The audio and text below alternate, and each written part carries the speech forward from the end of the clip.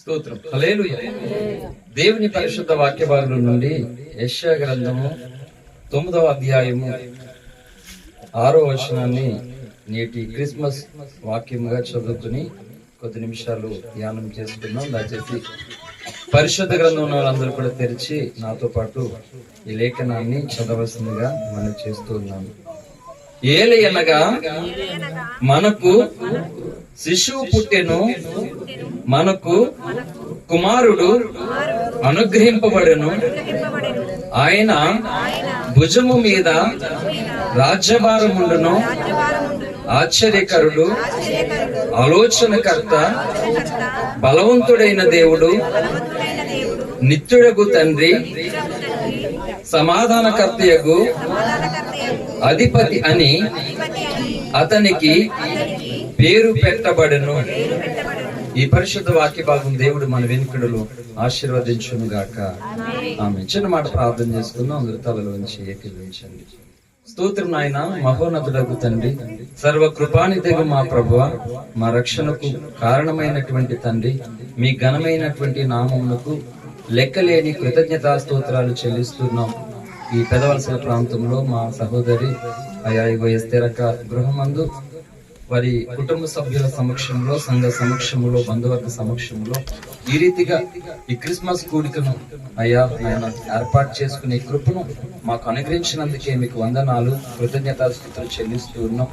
ఇంతవరకు జరిగిన కార్యం అంతటి బట్టి మీకు వందనాలు దేవా. ఇప్పుడు వాక్య పరిచర్యలో నీ దాసుని అభిషేకించి చదవబడినటువంటి నీ లేఖనము ద్వారా సంఘముతోనూ సమాజముతోనూ లైవ్ ద్వారా వీక్షిస్తున్నటువంటి ప్రజానికముతోనూ నీవే మాట్లాడి తండ్రి, ఈ రాత్రి తండ్రి నేను నశించిపోతున్నటువంటి వారందరూ రక్షింపబడినట్లుగా నీవే అందరికీ కనబడి అందరితోనూ మాట్లాడి అపవాది కార్యములు లయపరిచి నీ కార్యమునే ప్రజల ఎదుట జరిగించి మీ నామమునకు మహిమ తెచ్చుకోమని మా ప్రియుడును రక్షకుడైన యేసుక్రీస్తు ఘనమైనటువంటి నామమున స్తుతించి ప్రార్థించి వేడుకొంచు ఉన్నాం తండ్రి.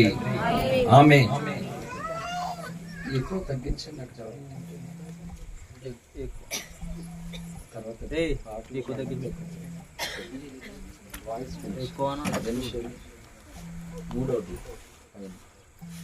హల్లెలూయా. దేవుని పరిశుద్ధ నామానికి మహిమ కలుగును గాక.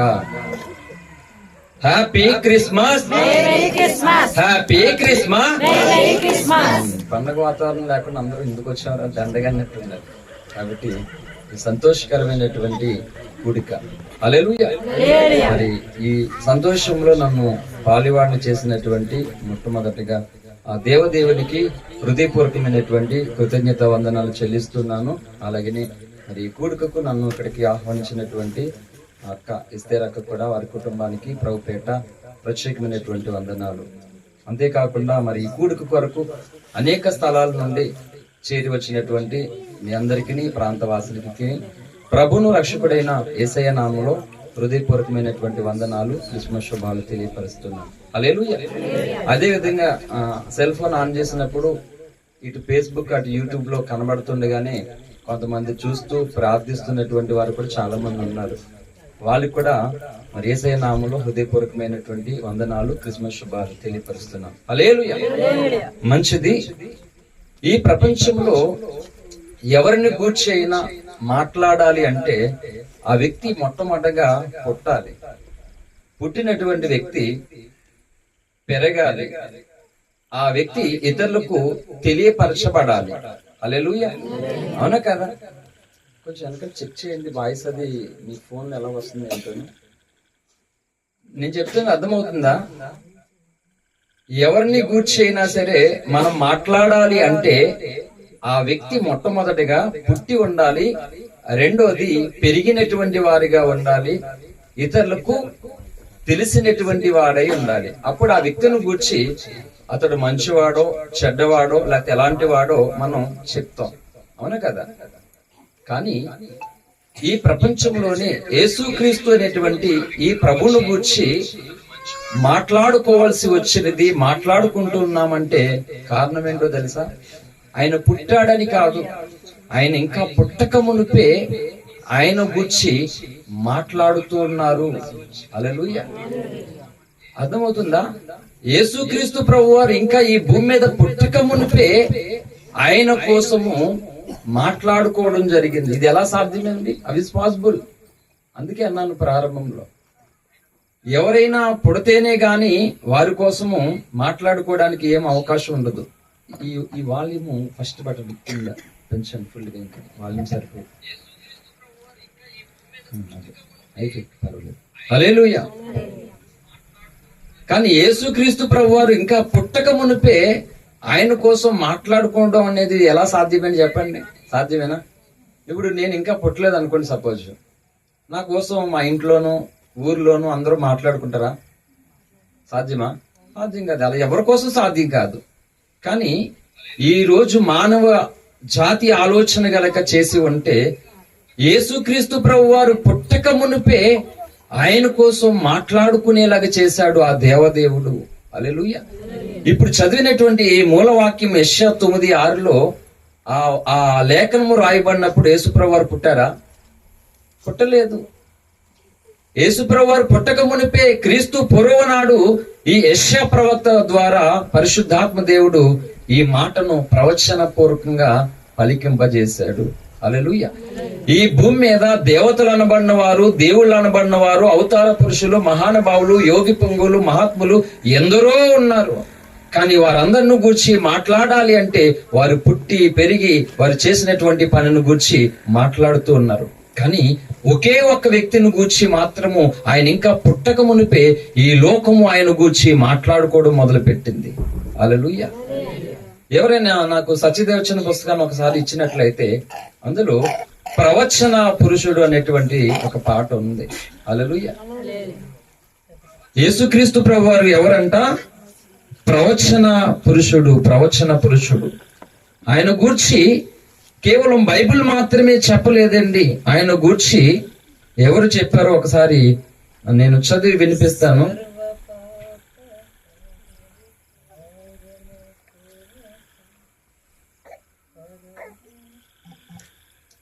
స్తోత్రం. హల్లెలూయా. సత్యదేవచన పాటల పుస్తకంలోంచి 445వ పాట. నేను ఇప్పుడు పాడడానికి ఈ మాట చెప్పడం లేదు, కానీ అవసరాన్ని బట్టి మాటను తెలియపరుస్తూ ఉన్నాను. చూడండి, యేసుక్రీస్తు ప్రభువారు అనేటువంటిది ఏంటంట? ప్రవచన పురుషుడు అంట. పరిశోధించిడి వేదములు నెల గ్రంథము నెల, సర్వ పాప పరిహారము కొరకే పరమాత్ముడు రుదిరిము గార్చునని ప్రవచించెను ధర, బ్రాహ్మణ గ్రంథములు క్రీస్తుకు పూర్వమే భరతఖండమున. అంటే ఇదే భారతదేశములో క్రీస్తు పూర్వము నాడే సర్వమానవాళి పాపము కొరకు ఆయన రక్తము చిందిస్తాడని ప్రవచన బ్రాహ్మణాలలో రాయబడి ఉన్నాయంట. హల్లెలూయా. సర్వ పాప పరిహార రక్త ప్రోక్షణ ఆవశ్యకం, తద్ రక్తం పరమాత్మీయ పుణ్యధ్యాన బలియాగమని పురాణాలలో బ్రాహ్మణాలలో రాయబడినటువంటి మాటే బైబిల్లో కనబడుతుంది. మరి ఎట్లా ఈ బైబిల్ వాళ్ళు రాసుకున్నారు, బైబిల్ను ఇంకొకరు అన్నారు కదా, పురాణాలలో ఎందుకున్నాయి సంగతులు అంటే సర్వ మానవాళి పాపము కొరకు భగవంతుడి భూమి మీద పుడతాడు, ఆయన రక్తాన్ని చిందిస్తాడు. రుధిరం అంటే రక్తం. బ్రాహ్మణాలు చెప్పంటే ఈ భరతఖండమున ఈ భారతదేశంలో రాయబడినటువంటి గ్రంథాలలో కూడా భగవంతుని పుట్టి కోసం రాయబడి ఉంది. రెండవదిగా పారసిక మత గ్రంథకర్త జొరాస్టరు ప్రవచించిన నాడే పరమాత్ముడు ద్వారా అవతరించగానే చూతురు నక్షత్రము మీరని. హల్లెలూయా. యేసు ప్రభువారు పుట్టినప్పుడు ఏంటి, ఆయన ఎక్కడున్నాడో తెలుసుకోవడానికి ఆ తూర్పు దేశ జ్ఞానులు ఎలా వచ్చారట? నక్షత్రమును చూసి వచ్చారట. అంటే ఒక నక్షత్రము పుట్టింది, ఆ నక్షత్రాన్ని చూసి ఆ నక్షత్రం ఎలా ప్రయాణం చేస్తే ఆ నక్షత్రము ద్వారా ఈ శిశువు ఎక్కడున్నాడో వారు తెలుసుకోగలిగారట. అది పారసిక మత గ్రంథంలో రాయబడింది. అదే విధంగా సిద్ధార్థుడు తెలిపాను కదా, 500 సంవత్సరముల గడవగాని మెతియ ధరలో అవతరించునని ముందుగా తెలిపాను. గౌతమ బుద్ధుడు సిద్ధార్థుడు అంటే అండి, ఆయన ఏం చెప్పాడు? నేను మరణించినటువంటి తర్వాత 500 సంవత్సరాలకి మెస్సయ్య అనబడినటువంటి పరమాత్ముడు ఈ భూమి మీద పుడతాడు అని చెప్పాడు. గౌతమ బుద్ధుని కోసం రామాయణంలోను కూడా రాయబడి ఉంది. వీళ్ళు ఏమంటున్నారంటే, అంటే నేను హైందవుడినే, నేను భారతీయుడినే, కనుక నన్ను నేను కాపాడుకున్నప్పుడు నా కుటుంబాన్ని కాపాడుకోవాలనుకుంటానా లేదా? చెప్పండి. ఎవరైనా కుటుంబంలో యజమానుడిగా ఉన్న వాళ్ళు నేను ఒక్కదాన్ని బాగుండాలి, మిగిలిన వాళ్ళందరూ కుటుంబంలో అందరూ పాడవాలి అనుకుంటారు ఎవరైనా? ఇప్పుడు ఆ తల్లిగారు చెప్పిన సాక్ష్యం ఏంది? చాలా నష్టపోయింది, కోమాలోకి వెళ్ళిపోయింది, చాలా భయంకరమైన పరిస్థితులు ఎదుర్కొంది. కానీ దేవుడు తనకంట ఏం చేశాడంట? గొప్ప రక్షణ ఇచ్చాడట. ఇప్పుడు ఆ రక్షణ ఏం కావాలట? ఆమె వాళ్ళ కుటుంబానికి కావాలట. అంటే ఇదే క్రైస్తవ జీవితానికి ఉండవలసినటువంటి ఒక అద్భుతమైన సాక్ష్యం ఏంటంటే అదే. అంటే అక్కడ ధనమో బలమో బంగారం ఏదో కోరుకోవడం లేదు. భయంకరమైనటువంటి శిక్షాస్థలం అనేటువంటి దాని నుండి నేను తప్పించబడ్డాను కనుక నా కుటుంబస్తులు కూడా తప్పించబడాలని. అలాగే భారతీయుని నేను ఐందవుడినే నేను కాబట్టి నాకు సత్యము తెలిసింది, నాకు ఒక సన్మార్గము దొరికినప్పుడు మరి నా దేశ ప్రజలందరికీ ఆ మార్గం చెప్పొద్దా? చెప్తే మత ప్రచారం అవుతుందా? కాదు. కాబట్టి కొంతమంది తెలియక పొరబడుతున్నారు, కొంతమంది తెలిసి సత్యమును ఇతరులకు తెలియకుండా కన్నులు మూస్తూ ఉన్నారు అన్నమాట. కాబట్టి రామాయణంలోనూ రాయబడి ఉంది గౌతమ బుద్ధుడి కోసం. కాబట్టి ఈ పురాణాలు లక్షల ఏండ్లంటే ఎవరు చూపించలేరు ఇంతవరకు. లక్షల ఏండ్ల నాడు ఏ గ్రంథము కూడా లేదు, ఎందుకంటే మానవుడే అప్పుడు లేడు కాబట్టి. హల్లెలూయా. కాబట్టి గౌతమ బుద్ధుడు చెప్పాడు. కాబట్టి ఇప్పుడు కూడా ఎవరైతే క్రీస్తును దేవుడు కాడని వాదిస్తూ ఉన్నారో, యేసుక్రీస్తు ప్రభువారు మానవాళి కొరకు రక్తము చిందించలేదని వాదిస్తూ ఉన్నారో, వాళ్ళు ఈ లెక్కల ప్రకారంగా పరిశోధించండి. ఆ పరిశోధనలో ఏ మాత్రము తేడా వచ్చినా యేసుక్రీస్తు ప్రభువారిని దేవుడు కాదని మీరు ప్రసారం చేసుకోవచ్చు. ఆయన మరణించిన తర్వాత గౌతమ బుద్ధుడు 500 సంవత్సరాలకి మెతయ ఈ భూమి మీద పుడతాడని సిద్ధార్థుడు కూడా గౌతమ బుద్ధుడు కూడా తెలియపరిచాడు. తర్వాత గ్రీకు తత్వ శాస్త్రజ్ఞుడు ప్లేటో ప్రవచించిన కదా, క్రీస్తుకు పూర్వమే పరమాత్ముడు ద్వారా అవతరించినచో పరమునకేగుడు మార్గమే లేదేమో. అంటే గ్రీకు శాస్త్రవేత్త ప్లేటో గారు కూడా పరమాత్ముడు కనుక ఈ భూమి మీద అవతరించకపోతే పరమునకు చేరే మార్గమే లేదని వాళ్ళు కూడా ప్రవచించారు. తర్వాత ఫైనల్ గా చైనా దేశపు భక్తుడైన కన్ఫ్యూషన్ తెలిపాను ముందుగానే పరిశుద్ధుడు పాలస్తీన్ లో పుట్టినచ్చు. చూడండి కొంచెం. అంటే మనం ఆలోచించినట్లయితే ఎంతమంది యేసుక్రీస్తు ప్రభు వారు పుట్టక మునిపే ఆయన ఈ భూమి మీద పుడతాడని అనేక మత గ్రంథ నాయకులు, పెద్దలు, జ్ఞానులు తెలిపారు. ఇక్కడ మూతి మీద ఇంకా మీసమే మలవలేనోడు యేసు దేవుడు అని వెనక మన పుట్టాడు, అంతకుముందు మావలే అతి తెలుగు మాట. అక్కడ వాళ్ళందరూ జ్ఞానవంతులు. గ్రీకు శాస్త్రవేత్త ప్లేటో మామూలుడు ఏమన్నా? ఈ గౌతమ బుద్ధుడు మామూలుడు ఏమన్నా? హేమాహేమి పండితులు వాళ్ళందరూ కూడా.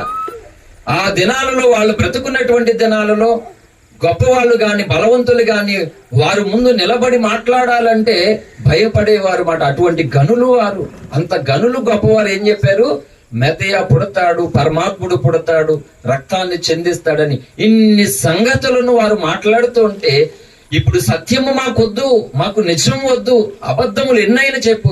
అందుకే చెప్పాను నేను ఈ రోజు రేపు ఈ పొజిషన్ మార్చేసి రేపు కొత్త పొజిషన్ లోనూ ఈశ్వర్ బాబాగా మారిపోయిననుకో బోడు మంది నన్ను మొక్కుతారు. ఇప్పుడు జోసఫ్ అంటే కొంతమందికి ఇష్టం ఉండకపోవచ్చు. ఈశ్వర్ బాబానే అయ్యాననుకో నేను పొద్దుటికే బోడు మంది వచ్చేస్తాయి నా దగ్గరికి. సంఘం చిన్నదే కానీ బాబానే అయ్యాననుకో మాత్రం ఎక్కడ ఉండాలో తెలియదు మాట. ఎందుకంటే అంతమంది ఇసుకెత్తారు, ఆ జనులు వచ్చేస్తారు మాట. ఏమీ లేదు, సింపుల్ గా అవసరం బట్టి చెప్తున్నాను. ఒంటి మీద డ్రెస్ తీసి గోషి పెట్టుకోండి, రుద్రస్నాలు మెల్ల వేసుకుంటాను అంతే. ఎలాగే శివుడినే నేను అలా లాగేస్తాను. ఏ మూడు శివబొట్లు ఇలా పెట్టుకుంటా, నేను విమర్శించట్లేదు. అప్పుడు నిన్న మొన్నటి దాకా మనతో ఉన్నాడు కదా ఈ కుర్రాడు, దేవుడు మత ప్రచారాలు అయ్యాయి అని ఏవో మాట్లాడేది కుర్రాడు, సడన్ గా బాబాయ్ అయితే మనం ఎందుకు వెళ్ళాలని ఎవడన్నా అంటాడా? ఎవడా అన్నాడు. అంటే నిజం చెప్తున్నాను, సత్యమేవ జయతే నానృతం అనేటువంటి భారత నినాదము ఈరోజు నిజంగానే సత్యమును అన్వేషిస్తూ ఉందా? సత్యము తెలుసుకోవాలని ఆశపడుతూ ఉందా? కనబడుతున్న సంగతులు, వినబడుతున్నటువంటి సంగతులు ఇవి సత్యమే అని ఆలోచిస్తున్నారా? కనీసం ఆలోచించట్లేదు. Very simple. ఇప్పుడు ఏం చెప్పిన, మంచేమో తప్పు అని ప్రచారం చేస్తూ తప్పునేమో మంచి అని ప్రచారం చేస్తున్నారు. ఒక సామెత ఉంటుంది లోకంలో, నిజముకి అబద్ధానికి ఉన్నటువంటి డిఫరెంట్ వ్యత్యాసం, తేడా ఏంటంట, నిజమంట చెప్పులు ఎక్కడో నేను ఎత్తుక్కుంటదండి ఈలోగా అబద్ధం అనేది ఏం చేస్తా తెలుసా, ఊరంతా వెళ్ళి చిచ్చేటేసి వచ్చేస్తుందంటే. హల్లెలూయా.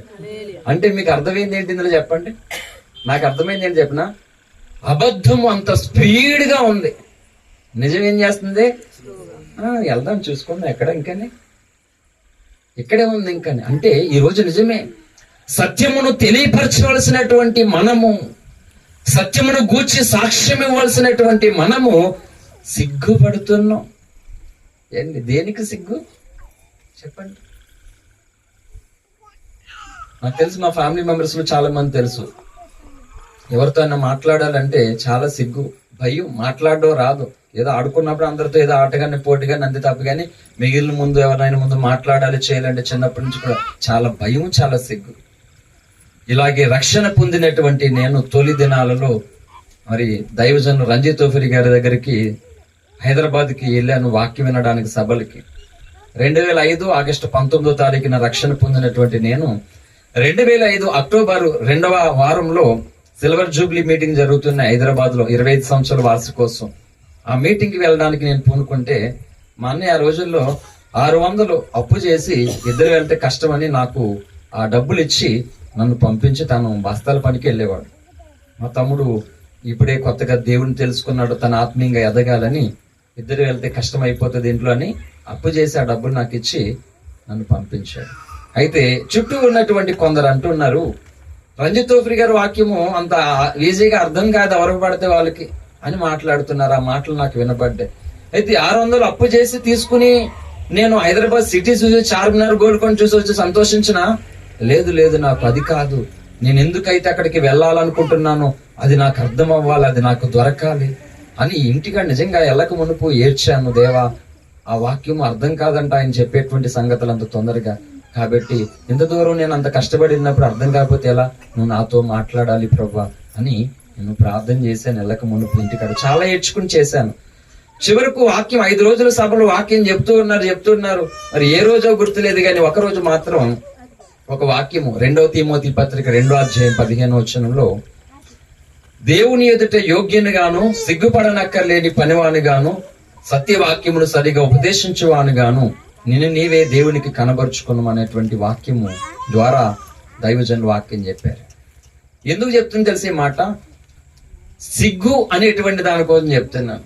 దైవజనులు చెప్తూ ఒక మాట అన్నారు, మనము ఆటో కోసము బస్ కోసము బస్ స్టాప్ లో వెయిట్ చేస్తున్నప్పుడు కొంతమంది మామూలుగా బస్ కోసం చూస్తున్న వాళ్ళే ఇంకా బస్సు రాలేదు కదని ఒకటి సిగరెట్ వెలిగించుకుంటాడు, ఒకటి చుట్ట వెలిగించుకుంటాడు.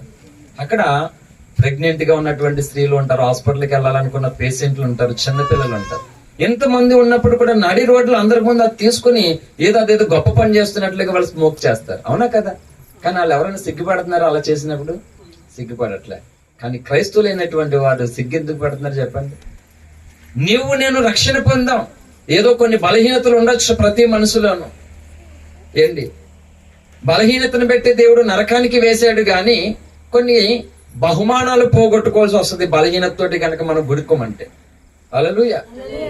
మనం సేఫ్ జోన్లోకి వచ్చిన నరకం నుండి తప్పించుకునే అవకాశాన్ని మనం పొందాం.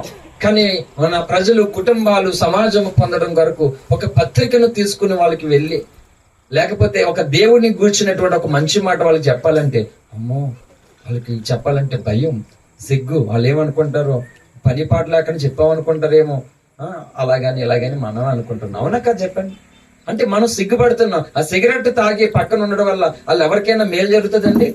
కానీ నేను చెప్తున్నాను, నువ్వు ధైర్యము వహించి సిగ్గును విడిచిపెట్టి నీ నోరు తెరిచి నీ నమ్మినటువంటి దేవుని యొక్క గొప్పతనాన్ని ఒక్క మాటే చెప్పు చాలు.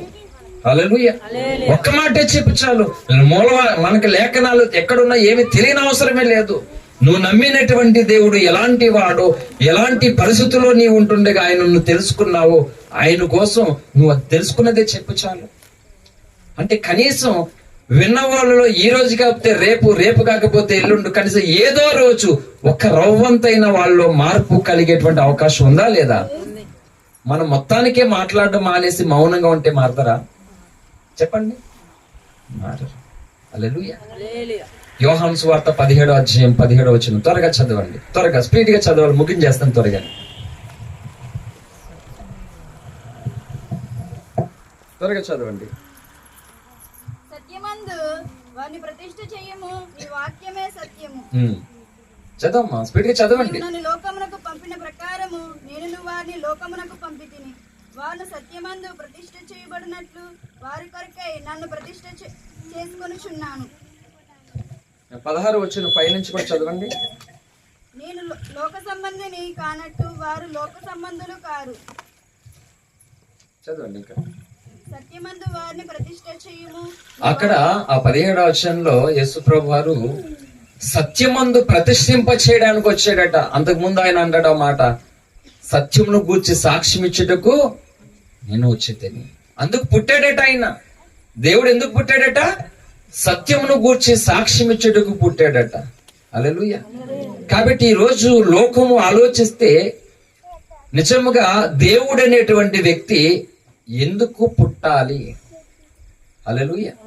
ఇప్పుడు చదివినటువంటి మూలవాక్యం ఉంది కదా, నిజం చెప్తున్నాను.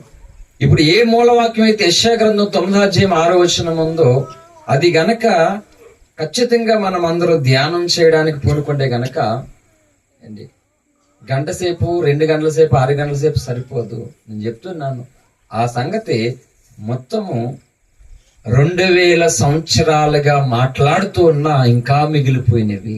హల్లెలూయా. అర్థమైందా? 2000 సంవత్సరాలుగా ఆ సంగతిని గూర్చి మాట్లాడుతూ ఉంటే ఇంకా మిగిలిపోయిన చెప్పవలసిన సంగతులు. అందుకని ఇప్పుడు ప్రభు రాకడ చాలా సమీపంగా ఉంది. ఎంతో సమీపంగా లేదు. ఎందుకంటే ఇప్పుడు దైవజనులు రంజిత్ తోఫిరి గారు యుగాంత పుస్తకంలో రాసినట్లుగా సిరియా దేశం నుండి ఒక రాజు ఎన్నిక కాబోతాడు, ఆ రాజు ప్రపంచ చక్రవర్తి అవుతాడని. ఇప్పుడు సిరియా దేశ పరిస్థితి కూడా భయంకరమైన భిన్న పరిస్థితులు విభాగించబడుతుంది మాట. అలాగే మధ్య ప్రాచ్యంలో యుద్ధములు కూడా జరుగుతూ ఉన్నాయి. అంటే చాలా బహు సమీపంగా దేవుని రాకడ వచ్చేసి బాగా మనం ముసలోళ్ళు అయిపోయి అంత ఏమీ ఉండదు. పళ్ళు ముసలోళ్ళు అయిపోయినందు ఊడిపోయి ఉండదు. ఏ రాయి మీద పడితే పళ్ళు ఊడిపోతాయి, కానీ మనకి వయసు అయిపోయినందు పళ్ళు ఊడిపోయి అటువంటిది ఏమి ఉండదు. అంత సమీపముగా ప్రభు రాకడ ఉన్నదని మనకి కనబడుతున్న సూచనలన్నీ. హల్లెలూయా. అంటే మనం తెలుసుకోవాలన్నా, ఏదైనా సరే నేర్చుకోవాలన్నా, ఎదగాలైనా ఎంత సమయం ఉంది? చాలా తక్కువ సమయం ఉంది. చూద్దాం, చేద్దాం, రేపు, ఎల్లుండు, తర్వాత అంటే లేదు మనకి. ఇప్పటికే మన జీవితంలో చాలా లేటుగా దేవుణ్ణి తెలుసుకున్నాం, చాలా తక్కువ సంగతులు తెలుసుకున్నాం. ఇంకా ఇప్పుడున్నటువంటి సమయాలలో దేవునితో మనం గడిపే సమయము, దేవుని కోసం మనం ఆలోచించే సమయము, దేవుని కోసం మనం మాట్లాడేటువంటి మాటలు చాలా తక్కువే ఉన్నాయి. అవునా కాదా? చెప్పండి, అవునా కాదా నేను చెప్పేది? హల్లెలూయా.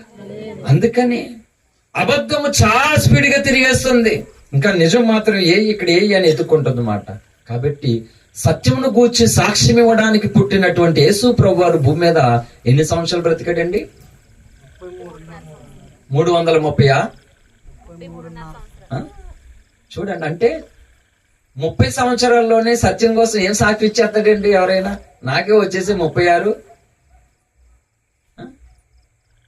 కొన్ని రోజులు అయితే పెన్షన్ కి అప్లై చేసేసుకుంటాను. హల్లెలూయా.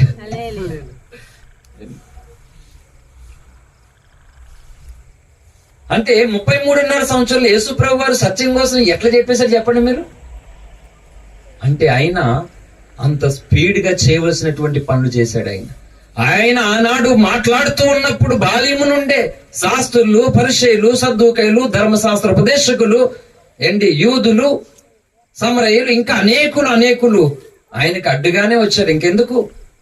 కన్నటువంటి మరియమ్మ గారు, యోసేపు గారు అడ్డుగానే వచ్చారు. శిష్యులు కూడా అడ్డుగానే వచ్చారు. ప్రతి ఒక్కరు కూడా అడ్డుగానే వచ్చారు యేసు ప్రభు వారికి. అంటే ఆయన ప్రకటించవలసినటువంటి సత్యమును ప్రకటించకుండా ఒక్కొక్కరు ఆయన జీవితంలో అడ్డుగానే వచ్చారు. కానీ వచ్చినటువంటి అడ్డులు ఎన్నైనా గాని ఆ 33.5 సంవత్సరంలో ఆయన ఈ భూమి మీద కిందకు వచ్చాడు, ఆ పనులు చేసేసాడు. హల్లెలూయా.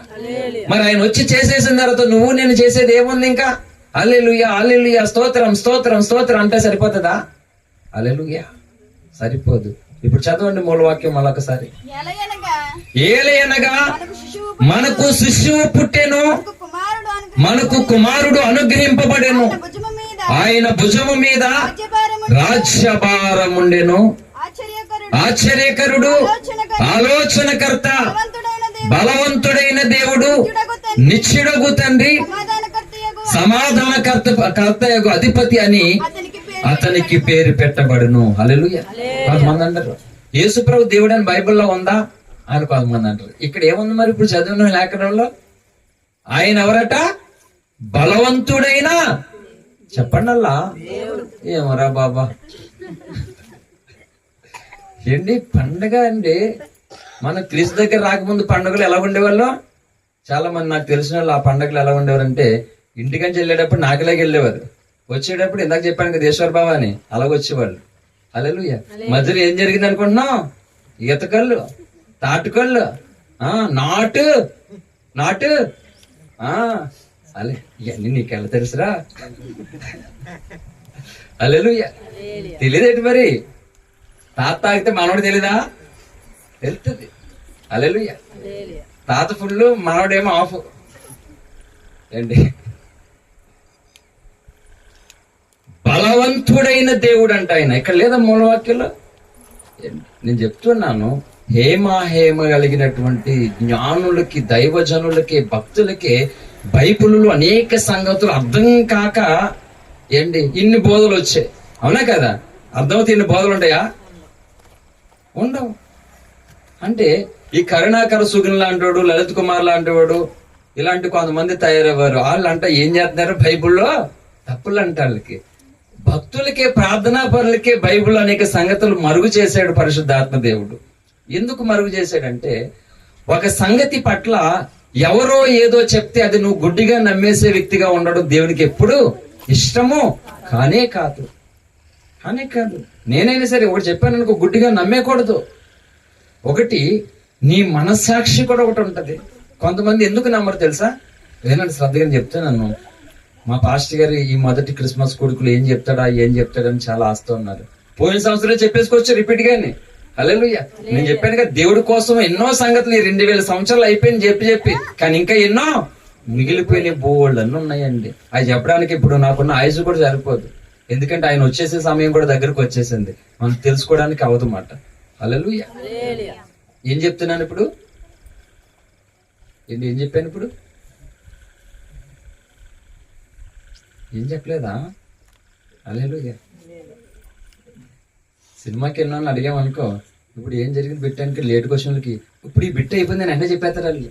ఓహో అవునా, ఇప్పుడు బయట అయిందా, అన్నీ పాట వచ్చిందని చెప్తే, మరి మీరు ఎంతసేపు వాక్యం విన్నారు? ఇప్పుడు ఏం చెప్పాను? ఎక్కడ ఆగింది మన బండి? హల్లెలూయా. 2000 సంవత్సరాలు దేవుడి కోసం మాట్లాడినా సరే ఇంకా మిగిలిపోతూనే ఉన్నాయి సంగతులు. బైబిల్లో తప్పులు ఉన్నాయని చెప్పేసి చాలా మంది మాట్లాడడం మొదలు పెడుతూ ఉన్నారు. అయితే నేను ఏం చెప్తున్నాను, ఈ లలిత్ కుమార్ కొంతమంది సోదరులు బైబిల్లో తప్పులు అని అన్నారు. మన మనస్సాక్షి నేను చెప్తున్న సంగతులు, ఇప్పుడు చెప్పిన టాపిక్ ఏం చెప్పినా, నేను ఒక సంగతి చెప్పినా గుడ్డిగా నమ్మేయకూడదని చెప్పాను. అవునా? అంటే చెప్పినటువంటి సంగతిని బట్టి నీ మనస్సాక్షి అనేది ఒకటి ఉంటది. అక్కడ ఆపి నేను ఎందుకు ఒక మాట ఏం చెప్పానంటే అక్కడ ఆపాను. నాకు తెలుసు ఏం చెప్పాను. నన్ను అక్కడి నుంచి ఏమన్నానంటే, ఎందుకు నమ్మరో తెలుసా, ఎందుకు అంగీకరించో తెలుసా అన్నాను. అవునా? అక్కడ ఆగింది తెలుసా అని చెప్పేసి. ఒక వ్యక్తి చెప్పినటువంటి సంగతి ఇంకొకరి ఎందుకు నమ్మరో తెలుసా అంటే, చెప్తున్నటువంటి వ్యక్తి వింటున్న వారందరికంటే ధనవంతుడై ఉండాలి. అర్థమవుతుందా మీకు? బలవంతుడై ఉండాలి. అంటే వింటూ ఉన్నటువంటి వారందరికంటే చెప్తున్నటువంటి వాడు అన్నిటిలోనూ కూడా పర్ఫెక్ట్ గా, గొప్పవాడిగా, జ్ఞానుడి ఇలా ఉండాలి. ఆ విధంగా ఉన్నారనుకో, ఒకవేళ అతడు ఏమైనా చెప్పారనుకో, వినేవాళ్ళు చాలా వరకు ఈజీగా నమ్మేస్తారు. అలా నమ్ముతున్నవారు చాలా మంది మోసపోయిన వాళ్ళు ఉన్నారు. నిజమే, జోక్ కాదు, అది సీరియస్ మ్యాటరే. కానీ బైబిల్ అయితే అలా చెప్పలేదండి. బైబిల్ ఏం చెప్పింది తెలుసా? చెప్తున్నటువంటి ఒక వ్యక్తి నీకు శత్రువే అయినా చెప్పినటువంటి సంగతి నిజమా కాదో, ఒకవేళ నిజమైతే అంగీకరించాలనే మనసు ఉండాలట. ఇది బైబిల్ బోధ. హల్లెలూయా. కానీ లోకం అలా కాదు. ఒక వ్యక్తి నచ్చలేనప్పుడు ఆ వ్యక్తి నుండి ఎంత సత్యము చెప్పినా, ఎంత నిజం చెప్పినా నమ్మరట. అందుకే ఇన్ని దుర్బోధలు ఎందుకు వచ్చాయి క్రైస్తవ సంఘాల్లో? లోకంలో సినీ, హీరోస్ ఫ్యాన్ ఫాలోయింగ్, రాజకీయం ఫ్యాను, గ్లాసు, సైకిల్, చెయ్య, ఇంకా ఏనుగు, రకరకాలుగా అక్కడ. అదే విధంగా క్రైస్తవులను కూడా అట్లానే ఉంది కదా, ఉందా లేదా? కాబట్టి ఇన్నిటికీ కారణమేంటి చెప్పండి? అంటే దేవుడు కొందరిని ధనవంతులుగా చేశాడు ఆయన, కొందరిని బీదవాళ్ళుగా ఉంచాడు ఆయన, అవునా కదా? అంటే ధనవంతుడి ద్వారా ఒక కార్యాన్ని చేయాలనుకున్నాడు. ఒక మాట చెప్తున్నాను, ఇప్పుడు బైబిల్ కోసం మాట్లాడుతున్న వాళ్ళు ఇప్పుడు పాస్టర్ని చూసుకున్న అవసరాన్ని బట్టి మీకు చెప్తున్నాను. పాస్టర్ గారు బాగా ధనవంతుడు, చెప్పే పాస్టర్ గారు, అతడికి కష్టం గాని నష్టం గాని బాధ గాని ఏమీ తెలియదు. పాస్టర్ గారు బోధ చేస్తున్నాడు, ప్రియులారా దేవుని రాకడ బహు సమీపం ఉంది కాబట్టి నువ్వు ఏ కూడికి మానకూడదు, నువ్వు ప్రతి కూడికి ఖచ్చితంగా వచ్చారంట. అప్పుడు పక్కన ఉన్న ఆవిడ గోకుతుంది, పాస్టర్ గారికి అయితే ఇంటికి వెళ్ళగానే కంచం, తినగానే మంచం, ఓ సోకు వలబోసేస్తాడు పాస్టర్. ఎక్కడ ఎట్టుకోలో తెలియకుండా అక్కడ ఎట్టుకుంటారు. మనం రోజు వెళ్ళిపోతే మరి మనకి ఎలా వెళ్తుంది? తెల్లారితే ఏ రోజమ్మా? శుక్రవారం, ఆ తర్వాత శనివారం, మంగళవారం, నిన్న మొన్న మంగళవారం ఒకడు ఉంటాడు, బుధవారం ఒకడు ఉంటాడు, గురువారం ఒకడు ఉంటాడు, అన్ని పొద్దులు కట్టాలి. మరి రోజు పాస్టర్ గారి వాక్యం చెప్తే వినాలంటే ఎట్లా? అంటే ఆ విధంగా కొంతమంది వాక్యాన్ని ఏం చేస్తారు, వింటారేంట్రా? అందుకని అందరినీ ధనవంతులుగా దేవుడు చేయలేదు. కొన్నిసార్లు అనిపిస్తుంది, మీకు ఎప్పుడైనా అనిపించిందా? అంటే దేవుడు ఎందుకు కొంతమందిని అలా భేదవారిగా కొన్ని కష్టాలు, కొన్ని బాధలు పెట్టి, మళ్ళీ వాళ్ళు అంత సత్యం చెప్తారు, అంత జ్ఞానం ఉంటుంది వాళ్ళకి, కానీ వాళ్ళు కొన్ని కష్టాల్లో బాధపడతారు అని అనిపించింది ఎప్పుడైనా మీకు? ఎన్నోసార్లు అనిపించింది, దేవుడు ఏంటి అసలు అంటే ఆయన మంచివాడు కాదు అని కాదు అర్థం. అంటే దేవుడు కోసం తొందరగా ఎవరికి అర్థం కాదు. ఎప్పుడైతే అలా అర్థం కాదో అప్పుడు మనం ఏం చేయాలి తెలుసా? ఉపవాసాలు ప్రతిష్ఠించుకుని అప్పుడు దేవుడి దగ్గర ఎక్కువగా గడుపుతూ ప్రార్థన చేయాలి. దేవా నువ్వు మంచోడివే, నాకు తెలుసు అది, కానీ ఆ మంచితనం ఎలాగో నేను అనుభవించాలో అర్థం కావట్లేదు, నువ్వు ఎందుకు మంచివాడో ఇతరులకి చెప్పడం నాకు రావడం లేదు అని దేవుని సన్నిధిలో మనం ప్రార్థన చేయాలి. ఆ ప్రార్థన అనుభవం 119వ కీర్తన 18వ వచనంలో దావీదు భక్తుడు అనుభవం. చదవండి ఆ కీర్తన త్వరగా చదవండి, ముగిస్తాను. హల్లెలూయా. 119వ కీర్తన 18వ వచనం. నీ ధర్మశాస్త్రమందు ఆశ్చర్యమైన సంగతులు చూచినట్లు నా కన్నులు. హల్లెలూయా. ఏంటి దావీదు భక్తుడు హల్లెలూయా స్తోత్రం అనుకుంటూ వెళ్ళిపోలేదు తన లైఫ్ లో. దేవుని ధర్మశాస్త్రంలో అంటే ఎలాంటి సంగతులు ఉన్నాయంట? ఆశ్చర్యమైనటువంటి సంగతులు ఉన్నాయంట. ఆ సంగతులు ఉన్నాయనే సంగతి ఆయనకి అర్థమైంది కనుక ఏం చేశాడు ఆయన? అవి ఎలాగైనా నేను తెలుసుకోవాలి అని అనుకుంటున్నాడు ఆయన. అందుకు దేవుని సన్నిధిలో బ్రతిమాలుకుంటున్నాడు, ప్రార్థన చేస్తున్నాడు. ఎవరు ఏదో చెప్పేస్తే నమ్మేద్దాం అనుకున్నాడా? అనుకోలే. అంటే తన మనస్సాక్షి ద్వారా దేవుని సన్నిధిలో ప్రార్థిస్తూ గడిపాడు. దేవుడు తనకు బయలుపరిచాడు. అలాగే ఈ రోజు చాలా మంది దైవజనులు కూడా కొన్ని సంగతులు, ఎందుకంటే వాళ్ళ తాతగారు ఫాస్టర్, వాళ్ళ తాతగారు బైబిల్ కాలేజీ ప్రొఫెసర్ కాబట్టి ఆయన బోధ ఏదైతే ఉందో తర్వాత వాళ్ళ మనవాళ్ళు వాళ్ళ పిల్లలు సేమ్ కంటిన్యూ చేసుకొచ్చేసారు. దేవుడు యాక్సెప్ట్ చేయడు అది. ఒక మాట చెప్తున్నాను, తాతగారికి తెలియనటువంటి సత్యము మనవడు తెలుసుకోకూడదా? ఇప్పుడు మా తాతలు ఉన్నారండి, అటు మా నాన్నగారు తండ్రి గాని మా అమ్మగారు తండ్రి గాని వాళ్ళు అంతంత మాత్రమే చదువుకున్నారు. నేను డిగ్రీ చదువుకున్నాను, వాళ్ళు చదువుకోలేదు కదా. ఇప్పుడు మా తాత కంటే నేను ఎక్కువ చదువు అవకాశం నాకు వచ్చిందా లేదా? అంటే నేను కొన్ని సంగతులు తెలుసుకున్నాను చదువు ద్వారా. అలాగే తాతగారు పాస్టర్ గారు, నాన్నగారు పాస్టర్ గారు ఉన్న వాళ్ళకి తర్వాత వచ్చినటువంటి కొడుకు పాస్టర్ అయినప్పుడు వాళ్ళకి తెలియని కొన్ని సంగతులు తెలుసుకునే అవకాశం ఉందా లేదా? చెప్పండి. ఉంది. కానీ ఇప్పుడు ఏం చేస్తుందో తెలుసా? బోధకులు తెలుసుకోవడంలే. వాళ్ళ తాత ఏ బోధ ఉన్నాడో సేమ్ బోధ, వాళ్ళ నాన్న ఏ బోధ సేమ్ బోధ, కొడుకు అదే బోధ. దేవుడికి అది యాక్సెప్ట్ చేయడండి. అందుకనే ఆశ్చర్యమైనటువంటి సంగతులు కనుమరుగైపోయినాయి.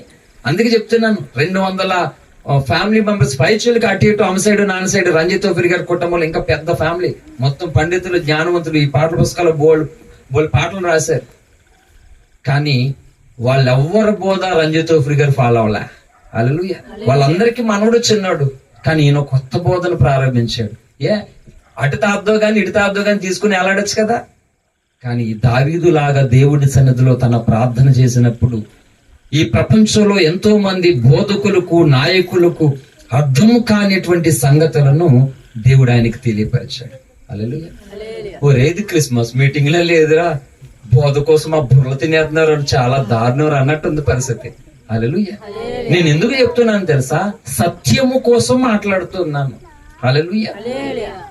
దేవుడు యేసుప్రభువే దేవుడు అని బైబిల్లో ఎక్కడుంది అని అంటున్నాడు. ఎవడు? కర్రోడు. హల్లెలూయా. కర్రీ ఇంటి పేరు కాదండి కదా. కొన్నిసార్లు క్లారిటీ ఇస్తాను. ఇక్కడ ఎవరన్నా కర్రోలు ఉంటే మమ్మల్ని అన్నాడు పాస్టర్ గారు అనుకోకండి. కరుణాకర సుగ్ర అనేటువంటి ఒక కర్రోడు ఉన్నాడు. యేసుప్రభు వారి మీద పాస్టర్ల మీద వీడియోలు తీసి బతికిట్టున్నవాడు ఒకడు ఉన్నాడు. హల్లెలూయా. వాడికి డైరెక్ట్ గా అడుక్కుంటే ఎవరు ఎయ్యరని ఇంకొకరి మీద ఇలా బొరజేలు అడుక్కుంటున్నాడు మాట వాడు. హల్లెలూయా. కనుక సత్యము ఏంటి అంటే ఆయన ఎవరట? బలవంతుడైన దేవుడట, మామూలు కాదైనా. ఇక్కడ అంత క్లియర్ గా ఉంది. అంటే వాళ్ళ నేత్రాలకు ఆ సంగతి కనబడట్లేదు. అందుకని ఆయన ధర్మశాస్త్రులు అంట ఆశ్చర్యమైనటువంటి సంగతులు ఉన్నాయి. హల్లెలూయా. అందుకే నేను చెప్తున్నాను, అయిపోయింది 3%, ఇంకొక శాతం ఉంది ప్రసంగం. అంటే 70% అయిపోయింది, ఇంకా 25% ఉంది. ఈరోజు క్రైస్తవులు ఇది క్రిస్మస్ అని యేసు ప్రభువారు పుట్టాడని మనం పండగ చేసుకుంటున్నాం. యేసుక్రీస్తు ప్రభువారు అంటే ఇష్టం లేనటువంటి వారు, ఇంకా లోకంలో కొంతమంది ఉన్నటువంటి వారు ఎవరో పుడితే మాకెందుకండి అని వాళ్ళు అనుకుంటున్నారు. కానీ యేసు ప్రభు అనేటువంటి ఒక ఆయన ఈ భూమి మీద పుడతాడని ఇందాక చదివినట్లుగా అంతమంది మత గ్రంథములో ఉన్నటువంటి పెద్దలు, నాయకులు ఆయన పుట్టక మునిపే కొన్ని వందల సంవత్సరాల క్రితం ఒక్కొక్కరు వేరు వేరు దేశాలలో ఉన్నటువంటి జ్ఞానులు, గనులు చెప్పారు. అంటే ఈ సత్యము అంత తొందరగా ఎవరు ఇది అబద్ధముగా మార్చేయడానికి ఇష్టపడుతున్నారు అంటే సత్యము ఇష్టము లేని వారు. అవునా కదా? సత్యం మాకు వద్దండి, సత్యం మాకు ఇష్టం లేదన్నవారు ఏం చేస్తున్నారంటే ఇంతమంది పెద్దలు చెప్పిన నేను చెప్తే నమ్మొద్దు, కానీ అక్కడ ఇంతమంది గొప్పవాళ్ళు చెప్తున్నప్పుడు ఒక్క నిమిషం ఆలోచిస్తే ఏమవుతుంది? ఆలోచిస్తే సత్యం మనకి అర్థమవుతుంది, దొరుకుతుంది. హల్లెలూయా. అందుకే సత్యం అర్థం కాక ప్రజలు ఈ రోజు భారతదేశంలో ఉన్నటువంటి ప్రజలు వివాహం అయినటువంటి తర్వాత ఖచ్చితంగా పెళ్ళైనటువంటి వారు అందరికీ కావాల్సింది ఏంటి చెప్పినా? కొడుకు పుట్టాలి మొత్తం వాళ్ళకి. హల్లెలూయా. మొత్తం మీద ఎలాగైనా సరే కొడుకు అనేవాడు పుట్టాలి. కోరుకుంటారా? కోరుకోరా? ఖచ్చితంగా ఇది భారతదేశంలో ఇదైతే ఖచ్చితంగా ప్రతి ఒక్కరూ కోరుకునేదే. కూతురు ఏం పాపం చేసింది? ఇప్పుడు పిల్లవగానే కొడుకే సైడ్ అయిపోతున్నాడు, కూతురే దిక్కు అవుతుంది. అవునా కదా? అంతే. కంటే కనండి మరి అయితే. హల్లెలూయా. కొడుకే కావాలంట. అంటే కొడుకు కావాలనేది సత్యమే, కానీ ఆ సత్యాన్ని నా దేశ ప్రజలు ఎందుకో మిస్ అయిపోతూ ఉన్నారు. కాబట్టి ఈ రాత్రి మిస్ అయిపోయే కొడుకు కాదు ఇది. అందుకే కొంతమంది ఏమంటారు ఏంటంటే కిస్మిస్ అంట. ఏంటిది? కిస్మిస్ కాదు ఇది. కిస్ మిస్ అయిపోవడం అంటే ఏంటంటే ఒకరిని ముద్దెట్టుకుందాం అనుకుని మిస్ అయిపోయింది, మధ్యలో ఎవడో అడ్రస్ చేశాడు. అది కిస్మిస్ అంటే. ఇది కిస్ మిస్ కాదు ఇది. హల్లెలూయా. ఇది క్రైస్ట్ మాస్. హల్లెలూయా. క్రీస్తుని ఆరాధించడం పాట ద్వారా, కానుకల ద్వారా, ప్రార్థనల ద్వారా, సాక్ష్యము ద్వారా, వాక్యము ద్వారా, పరిచర్య ద్వారా, స్వార్థ ద్వారా నీవు తెలుసుకున్నటువంటి సత్యము నిజమైనదని, అది నాకు దొరికిందని, అది ఇదిగోనని ఇతరులకు చాటించేదే క్రైస్ట్ మాస్. హల్లెలూయా. ఎప్పుడు కిస్మిస్ వద్దు అసలు. హల్లెలూయా. అందుకే కొడుకు కావాలనుకున్నది వాస్తవమే, సత్యమే, కానీ మిస్ అయిపోతున్నారు ఇక్కడ కిస్.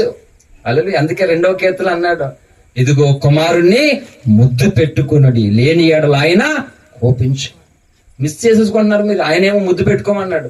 ఎవరైతే ముద్దు పెట్టుకోకపోతే కుమారుణ్ణి ఆయన కోపిస్తాడట. కాబట్టి ఎందుకు కుమారుడు కావాలి భారతదేశ ప్రజలకి అంటే చనిపోయిన తర్వాత తలకొడి పెట్టాలంట. మన భాషలో తలకాడ అంటే నేను చిన్నప్పుడు తలకాడ ఎడతారేమో, నిజమే తలకాడ ఎడతారేమో అని అనుకునేవాడిని నేను. అర్థమయ్యేది కదా తలకాడ అంటే. తలకొడివి మాట అంటే ఇది తండ్రికి పెద్ద కుమారుడు వారసుడిగా పెట్టాలనేటువంటిది ఒక సాంప్రదాయం. అయితే ఎందుకు మరణం తర్వాత కుమారుడు తరకొరివి పెడితే వీళ్ళకి కొడుకు ఉండాలని ఎందుకు ఆరాటం అంటే కొడుకేదో పోషించి పెంచి వీళ్ళు చూసుకుంటాడనేది కాదు. వీళ్ళకి కొడుకు కావాల్సిన సత్యం మరణము తర్వాత నా కొడుకు నాకు తరకొడు పెడితే నేను ఆ పుణ్యలోకానికి వెళ్తాను అనేది నమ్మకం మాట. హల్లెలూయా. అందుకే అపుత్రిష గతిర్నాస్తే అని ఉందన్నమాట. పుత్రోన్మయ గతిర్నాస్తని. అంటే పుత్రులు లేకుంటే పున్నమ నరకం నుండి తప్పించుకోలేరట. అందుకని ఎలాగైనా కొడుకు అని అలా కొడుకు తన్నినా పర్లే, అప్పులు చేసినా పర్లేదు, తిప్పలు పెట్టినా పర్లేదు, బతుకుండగా నోట్లో గింజ అయిపోయినా పర్లే, కానీ చచ్చిపోగానే నిప్పిడారు అంట. హల్లెలూయా. ఇదేం ధర్మం నాకు అర్థం కాలేదు. బతుకుండగా టాబ్లెట్లకి డబ్బులు ఇడట, గంజి నోట్లో వేయడంట, చచ్చిపోగానే నిప్పెట్టేస్తాడంట. ఇప్పుడు బతుకుండగానే ఎడేస్తారు నిప్పు. అంటే బతుకున్నప్పుడు నీకు అక్కరలాని కొడుకు, నువ్వు బ్రతుకుండగా నీ కన్నీళ్లు తోడని కొడుకు, నువ్వు బ్రతుకున్నప్పుడు నేనున్నానని ధైర్యం లేని కొడుకు, నువ్వు మరణం తర్వాత ఎలాగ నరకం తప్పిస్తాడని ఆలోచించాలి కదా. అంటే ఆలోచించట్లేదు. నేను చెప్తున్నాను, ఈ భూమి మీద మన భారతదేశాన్ని గొప్ప స్థితిలోనికి నడిపించినటువంటి ఒక గొప్ప మేధావి ఏపీజే అబ్దుల్ కలాం, ఒక ముస్లిం ఉన్నాడు, భారతదేశానికి రాష్ట్రపతిగా చేశాడు. ఆయన పెళ్ళే చేసుకోలేదు. మదర్ తెరిసా గారు ఉన్నారు, ఈ రోజు ప్రపంచానికి ఆదర్శంగా నిలబడింది మదర్ తెరిసా గారు. ఆమె పెళ్ళే చేసుకోలేదు. భారతదేశాన్ని 96, 99 ఆ ప్రాంతాల్లో పరిపాలన చేసినటువంటి బీజేపీ నాయకుడు అటల్ బిహారీ వాజ్పేయి గారు పెళ్ళే చేసుకోలేదు. ఇలా చెప్తూ పోతే ఎంతో మంది మేధావులు, మహానుభావులు ఉన్నారు. ఓ స్వామి వివేకానంద గారు ఉన్నారు, ఐదవ సోదరులు ప్రేమించే వ్యక్తి, ఆయన పెళ్లి చేసుకోలేదు. మరి వీళ్ళెవరికి కొడుకులు లేరు, మరి వాళ్ళు పునః నరకం నుంచి వాళ్ళు తప్పించుకోవద్దా? అంటే వాళ్ళకి తెలియదా మాత్రం కొడుకు లేకపోతే నేను నరకుని తప్పించుకోలేనని? అంటే కొడుకు కావాలనేది సత్యమే గాని ఏ కొడుకు అనేది మాత్రం మిస్ అయిపోయారు దేశ ప్రజలు. అందుకే యెషయా ప్రవక్త ద్వారా క్రీస్తు ప్రభు వారు పుట్టక మునిపే కొన్ని వందల సంవత్సరాల క్రితము ఏలయనగా మనకు శిశువు పుట్టెను, మనకు కుమారుడు అనుగ్రహింపబడును. ఆ శిశువే, ఆ కుమారుడే ఈ లోకమంతటి నుండి నరకము తప్పించి స్వర్గానికి నడిపించే ఈ కుమారుడంట ప్రతి ఒక్కరి జీవితంలోనూ పుట్టాలంట. హల్లెలూయా. ఆనాడు ఈ కొడుకు మరియమ్మ కడుపును పుట్టొచ్చాడు ఈ లోకానికి.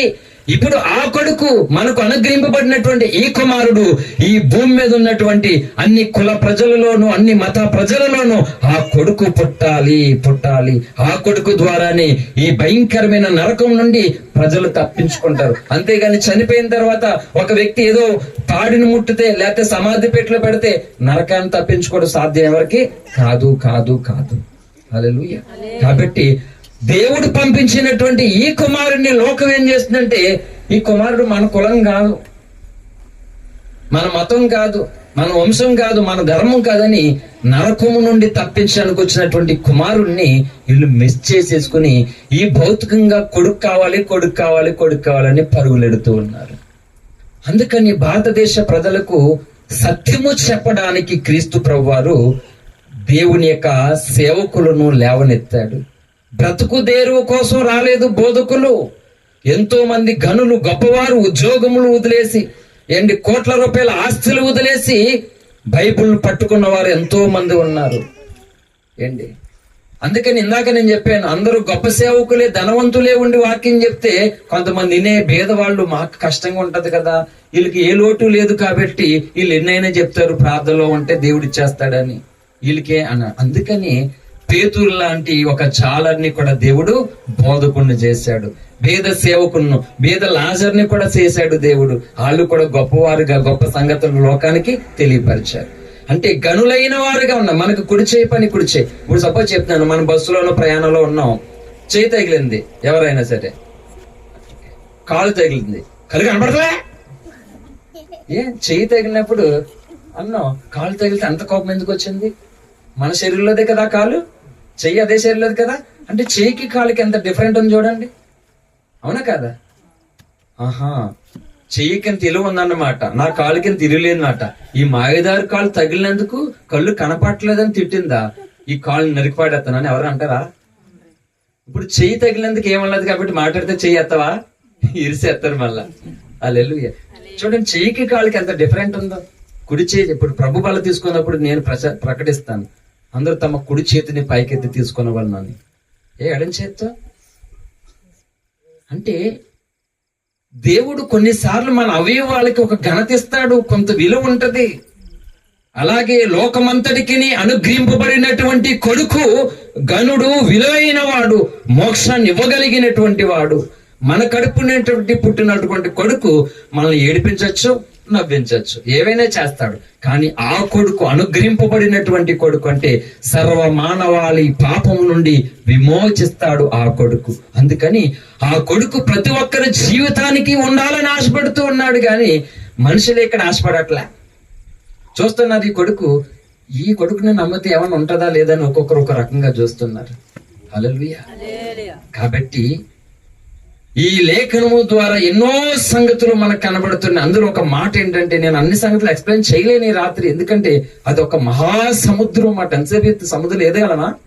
ఈదలేము. పిల్లకాళ్ళు అయితే ఇదేస్తాం చక్కగా, సముద్రం ఎదలం. అలాంటిది ఈ లేఖనము, బైబిల్ గ్రంథం మాట. కాబట్టి ఆయన భుజం మీద అట ఏముందంట? రాజ్యభారం ఉన్నది. అంటే అనుగ్రహింపబడినటువంటి ఆ కొడుకు మీద రాజ్యభారం ఉన్నది. ఇప్పుడట ఆ భారాన్నంట ఎవరు కలిగి ఉండాలి, ఎవరు పంచుకోవాలంటే, ఎవరైతే యేసయ్య పుట్టాడని, ఈరోజు క్రిస్మస్ అని, ఆ దేవుడని, ఇదని నమ్ముతూ ఉన్నారు ఆ ప్రజలంట ఆయన రాజ్య భారాన్ని ఏం చేయాలంట? పంచుకోవాలి అంట. హల్లెలూయా. త్వరగా మత్తయి సువార్త 11:8 చదవండి. త్వరగా త్వరగా చదువుతుంది. ప్రయాసపడి భారం మోసుకొని పోతున్న సమస్త జనులారా, నా యొద్దకు రండి, నేను మీకు విశ్రాంతి కలుగ చేద్దును. నేను సాత్వికుడను, దీన మనసు గలవాడును గనుక మీ మీద నేర్చుకొనుడి. ఏలయనగా నా కాడి సులువుగాను, నా భారము తేలికగాను. హల్లెలూయా. ఏంటంట? భారం మోసుకుని పోతున్నా అంటే ఎలాంటి భారం అంటది? దాని ముందేం చెప్పాడు? ప్రయాసపడి. ఏంటంట? అంటే మానవులందరూ ప్రయాస అనేటువంటి ఒక భారముతో ఉన్నారు. ఆ ప్రయాసతో కూడినటువంటి భారం వల్ల మానవునికి సమాధానం లేదు, విశ్రాంతి లేదట. మరి బైబిల్ ఏ భారం చెప్పింది? ఇప్పుడు ఆయన భుజం మీద రాజ్యభారం ఉందని చెప్పింది లేఖనములో. ఈయనేమన్నాడు? భారం మోసుకొని పోతున్న సమస్య జల్లారా, నా దగ్గర రండి, విశ్రాంతి ఇస్తానని చెప్పి ఆపేస్తే సరిపోను. ఆ తర్వాత ఏమన్నాడు? నా కాడి ఎత్తుకుని అన్నాడు. ఏలయనగా నా కాడి సులువుగాను, నా భారం తేలిక. అంటే దేవుడికి ఉన్నటువంటి భారం అంట ఎవరు ఎత్తుకోవాలి? మనం ఎత్తుకోవాలి. ఎలా ఎత్తుకోవాలి చెప్పండి? సేమ్ 11:28 2వ కొరింథీ పత్రిక కూడా చదవండి. త్వరగా చదవాలి. 2వ కొరింథీ పత్రిక 11:28.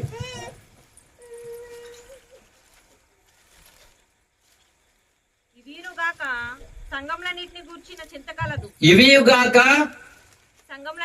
సంఘములన్నిటిని గూర్చిన చింతయు కలదు. ఈ భారము దినదినము నాకు కలుగుచు ఉన్నది. హల్లెలూయా. చూడండి, దేవునికున్నటువంటి భారం ఏంటి, ఈ రోజు మనకున్నటువంటి భారం ఏంటి, భక్తుడికున్నటువంటి భారం ఏంటి అంటే, ఇవియుగాక ఆ 2వ కొరింథీ పత్రిక 11 అపోస్తులైనటువంటి పౌలు గారు తను ఎన్ని కష్టాలు పడ్డాడో క్రీస్తు సువార్తలో అక్కడ చాలా సంగతులు మనకు తెలియపరచబడ్డాయి. అన్ని కష్టాలను బట్టి తను ఎక్కువ భారముగా ఇబ్బందిగా ఫీల్ అవ్వట్లే.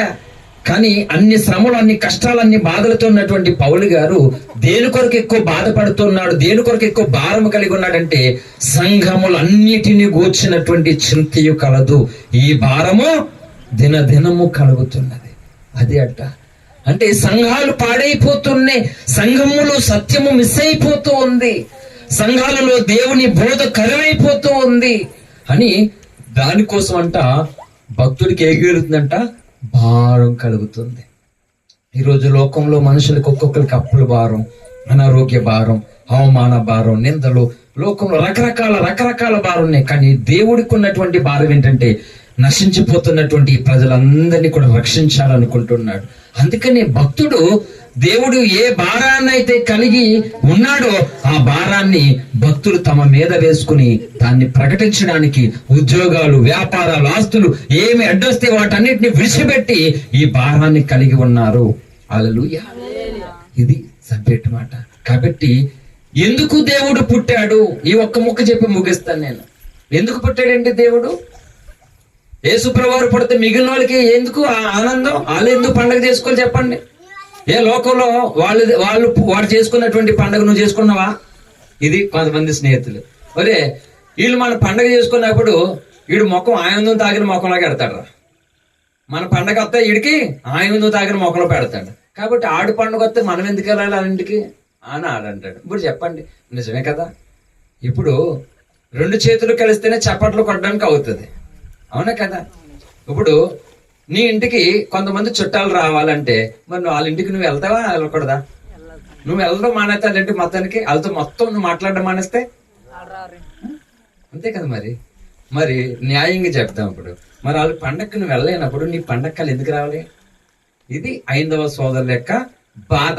నిజంగానే బాధతో ఉంటే ఆ బాధ నేను తీరుస్తా. నిజం, నేను చెప్తున్నాను, ఎన్నోసార్లు చెప్పాను. నిజంగానే న్యాయమైనటువంటి బాధతో మాకు ఈ బాధ ఉంది, మీరు మమ్మల్ని కావాలని వేరు చేస్తారు, మమ్మల్ని దూరం పెడతారు, ఇది చెప్పండి నాకు, ఇది న్యాయం తెచ్చినని ఎవరైనా నిజంగా అడిగితే, లైవ్ లో గానీ ప్రత్యక్షంగా అడిగితే ఖచ్చితంగా వాళ్ళకి రాత్రంతా పడుకోకుండా వాళ్ళ బాధ తీర్చడానికి నేను లేఖనాలతో ప్రూఫ్ తో ఎక్స్ప్లెయిన్ చేస్తాను నేను. కానీ కావాలనే ఏండి నువ్వు ఎంత సత్యం చెప్పినా నేనేమేనా టైం పాస్ కడతానంటే నాకేం దొరదేంటి ఏమన్నా నేను టైం వేస్ట్ చేసుకుని చెప్పడానికి. నెట్ బ్యాలెన్స్ అయిపోతుంది, ఛార్జింగ్ అయిపోతుంది ఏండి, ఇంకా అవసరం ఎందుకు? నిజం తెలుసుకోవాలనుకుంటే ఎంతసేపు అయినా సరే ఆ పవర్ బ్యాంక్ లాగా పెట్టేస్తాం మాట అవసరం అయితే. హల్లెలూయా. కళ్ళు తిరిగేసి పడిపోతుంది, ఇంకా లాభం లేదంటే కూర్చుని వెనకాల. హల్లెలూయా. కాబట్టి ఎందుకు దేవుడు పుడితే మన పండుగ మనం చేసుకుంటే ఇంకొకరు ఎందుకు పాలు పంపులు పొందాలంటే ఇది క్రైస్తవుల పండుగ కానే కాదు. ఇది మొదటి లాజిక్. హల్లెలూయా. ఇప్పుడు చెప్పండి, వాళ్ళు మా పండుగ మరి మీరు అంటే ఇది మీ పండుగేనా అంటే మీ ఒక్కరికి, ఇంతమంది దేశంలో ఉన్నప్పుడు అందరికీ కాదా? ఇది మీ ఒక్కరికి ఎలాగైంది చెప్పు అంటే వాళ్ళు అడిగితే అప్పుడు ఎలా చెప్పగలుగుతారు? ఇది అందరికీ అవ్వకుండా మీ ఒక్కరికి ఎలాగైంది చెప్పండి, చెప్తారా? వాళ్ళు చెప్పలేరు. కాబట్టి చెప్తున్నాను, ఇది క్రైస్తవుల పండుగ కానే కాదు. ఇది ఎవరి పండుగ అంటే ఈ ఆకాశము కింద, ఈ భూమి మీద ఏ ప్రాంతంలో ఉన్నటువంటి అన్ని జాతుల ప్రజలందరికీ కూడా ఈ పండుగ అవసరమైనది, ఈ పండుగ వారికి చెందినది. హల్లెలూయా. ఇది కాదు అని ఎవరు కూడా అనడానికి ఆస్కారము రవ్వంతైనా లేనే లేదు. This is fact. హల్లెలూయా. కాదనగలరా? అనలేరు. కాబట్టి ఇప్పుడు నా లాజిక్ ఏంటంటే అక్కడ క్లారిటీ అయిపోయిందా? ఓకేనా? ఇప్పుడు మన పాయింట్ ఏంటంటే ముగింపులో దేవుడు పుట్టాడు కదా. ఎందుకు పుట్టాడు చెప్పండి. ఇప్పుడు ఎందుకు పుట్టాడు? క్రిస్మస్ అంటే ఆరాధన చేసుకోవడం, క్రిస్మస్ అంటే చక్కగా. ఇప్పుడు క్రిస్మస్ అంటే కొత్త బట్టలు వేసుకోవడం, జంతుకులు పోళ్ళు పోకుండా అప్పుడు అనుకునే వాళ్ళు. ఇప్పుడు క్రైస్తవులు అయ్యి మొదలెట్టేశారు. జంతుకులు పోళ్ళు పోకుండా పండగలో క్రిస్మస్ పిండి వంటలు చేసుకోవడానికో కొత్త బట్టలు వేసుకోవడానికో కాదు. క్రిస్మస్ అంటే ఏంటి చెప్పినా, గత సంవత్సరంలో నీవు నమ్మినటువంటి దేవుని కొరకు నువ్వు సరిగ్గా బ్రతకలేకపోయావు, ఆయన కొరకు సాక్షిగా జీవించలేకపోయావు, ఆయన ఇచ్చిన ఆరోగ్యమును, ఆయుష్ను, ఆయన ఇచ్చిన కృపను సద్వినియోగం చేసుకోలేకపోయావు. ఈ సంవత్సరంలో క్రిస్మస్ లోనైనా నువ్వు సమర్పించుకుని తీర్మానం చేసుకుని ఆ దేవుని కొరకు నిలబడతానని పూనుకునేదే క్రిస్మస్. హల్లెలూయా. ఇప్పుడు క్రిస్మస్ అని పిండి వంటలు కొత్త బట్టలు అన్నా ఓకే, మరి ఎవరి కోసం అయితే పండుగ చేసుకుంటున్నావు ఆయన కూడా ఆనందించాలా లేదా చెప్పండి. పెళ్ళి అవుతుంది, పెళ్లి కొడుకు చాలాసారిగా నాకు పెళ్లి అయిపోతుందని చాలా ఆనందంతో సంతోషంగా ఉన్నాడు. పెళ్లి కూతురు ఏమో మొత్తానికి ఏడుతుంది అక్కడ. పెళ్లి కూతురు ఎలా ఉండాలి న్యాయంగా చెప్పండి, ఎలా ఉండాలి అక్కడ? పెళ్లి కొడుకు ఇలా చూస్తుంటాడు, పెళ్లి కూతురు ఇలా సిగ్గేసుకుంటాడు. ఇప్పుడు అంత సీన్ లేదు కానీ వీళ్ళే చూసేస్తారు ముందు. హల్లెలూయా. వాళ్ళే సిగ్గెట్టుకుంటున్నారు ఇలాగా. ఇప్పుడు అదే పెళ్లి కూతురు ఏడుస్తుంది అనుకో శుభ్రంగా, అక్కడ తాళి కట్టడా ఆనందంగా కడతాడా? ఇది కట్టరా బాబు, 3 ముళ్ళు వేసేటప్పుడు ఇది ఇంతసేపు ఎడుతుంటే తర్వాత నా జీవితం ఈ సోదరులో ఈ ఏడుపులోనే నా జీవితం మునిగిపోద్దని అనుకోడాడు. ఎంత తిక్కలోడైతే మాత్రం అనుకోడా? మొదటి రోజే ఆ 3 కట్టే సమయంలోనే ఏడుతుందంటే ఇంకేడు బతుకు అయిపోయింది సీను. ఇంకా ఎలా కడతాడో అలాగే పండగ వచ్చిందంటే నీకే నాకేనా మరి చేసుకునే ఆయనకు ఉండాలా లేదా? కానీ నిజం చెప్తున్నాను తెలుసా, ఈరోజు క్రైస్తవులు ఇది క్రిస్మస్ ఆనందం, సంతోషం, కేకు, క్యాండిల్స్, చికెన్, మటన్, అది ఇదే ఆనందిస్తున్నారు. కానీ క్రీస్తుకు ఆనందము కలిగిస్తున్నామా లేదా అనేది ప్రతి బోధకుడు, ప్రతి సంఘము, ప్రతి విశ్వాసి కూడా తన్ను తాను పరిశీలన చేసుకోవాలి. హల్లెలూయా. ఎందుకో తెలుసా, ఎందుకు పుట్టాడు అన్నాను కదా. నిజంగా దేవుడు ఎందుకు పుట్టాడో తెలిస్తే మనము అయ్యో క్రిస్మస్ అని భయం వేసేస్తుంది అన్నమాట. ఎందుకో తెలుసా? దేవుడు ఎందుకు పుట్టాడు తెలుసా? ఆయన చనిపోవడానికి పుట్టాడు. హల్లెలూయా. ఇప్పుడు చెప్పండి, ఆనందించగలమా? కొత్త బట్టలు వేసుకోగలమా? పిండి వంటలు వండుకోగలమా? శుభ్రంగా తినేసి మనకు నచ్చినట్లు ఉండగలమా? చనిపోవడానికి పుట్టాడండి ఆయన. ఇదేంటి మరి? అదే క్రిస్మస్ అంటే. ఎందుకు పుట్టాడు తెలుసా ఆయన? ఏంటి, అందరూ కూడా ఈ లోకంలో పుట్టినటువంటి పుట్టుక వేరు, దేవుడు పుట్టినటువంటి ఆ పుట్టుక వేరు. అందుకే లోకము పుట్టిక దేవుని పుట్టిక ఒకటి కాదు. పరమాత్ముడు పుట్టిక ఎందుకంటే గిట్టడము కొరకు, ఇది మనుషుల కొరకు అనుమతించారు. కనురెప్పపాటు మనమందరము నిద్రించము గాని కనురెప్ప పాటిన ఇగో ఆ కడబోర ధ్వని శబ్దము రాగానే మనమందరూ ఎత్తబడతామని కొరింథీ పత్రికలో పౌలు భక్తుడు చెప్పాడు. అంటే అందరూ చనిపోరట, ప్రభు రాకడలో సజీవులమై నిలిచిండు మనం అందరం అన్నాడు. చాలా మంది చూస్తారు ప్రభు రాకడలో నువ్వు చనిపోకుండా బ్రతుకున్న వాళ్ళు ఉంటారు. అందుకే ఏలియా ప్రవక్త చనిపోకుండా పరలోకానికి వెళ్ళిపోయాడు. ముందుగానే పెట్టాడు దేవుడు సాదృశ్యంగానే. కానీ దేవుడు ఎందుకు పుట్టాడు?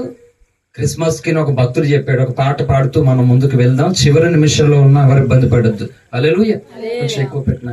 మూడోది, ఈ పాట పాడేను యేసయ్యా నీ పుట్టిన రోజు తలుచుకుని, ఈ మాట పలికేను మెస్సయ్యా నీ పుట్టిక కష్టం తెలుసుకుని, గుండెల దుఃఖం నిండిపోగా గుండె గొంతుక పెనుగులాడగా, గుండెల దుఃఖం నిండిపోగా గుండె గొంతుక పెనుగులాడగా,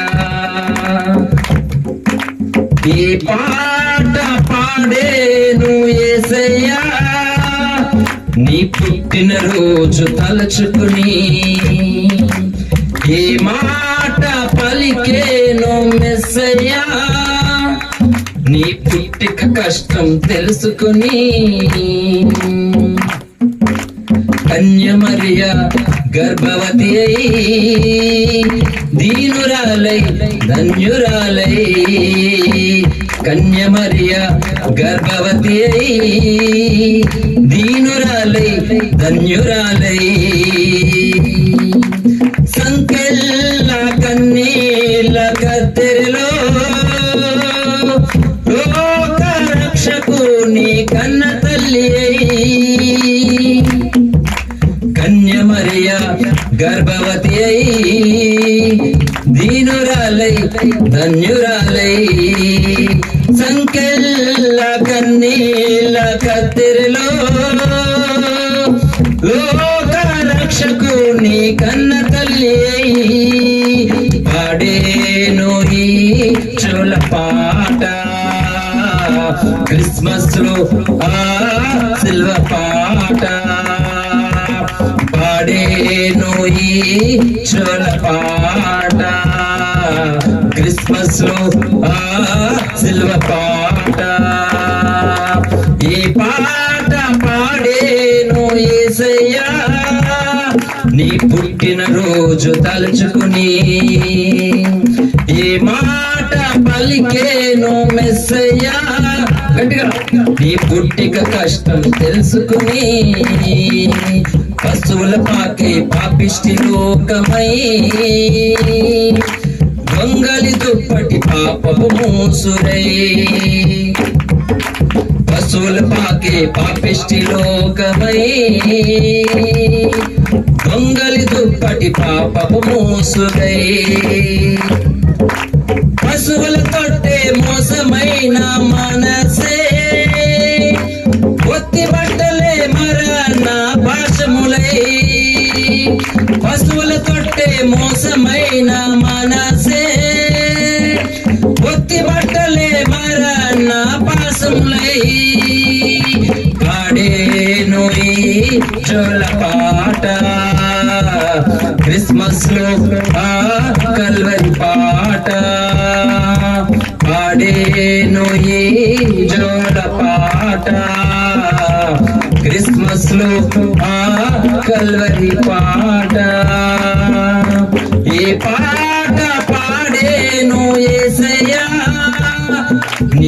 పుట్టినరోజు తలుచుకుని ఏ మాట పలికేను మెస్సయ్యా, నీ పుట్టిక కష్టం తెలుసుకుని గుండెల దుఃఖం నిండిపోగా, గుండె గొంతుక పెనుగులాడగా, గుండెల దుఃఖం నిండిపోగా, గుండె గొంతుక పెనుగులాడగా,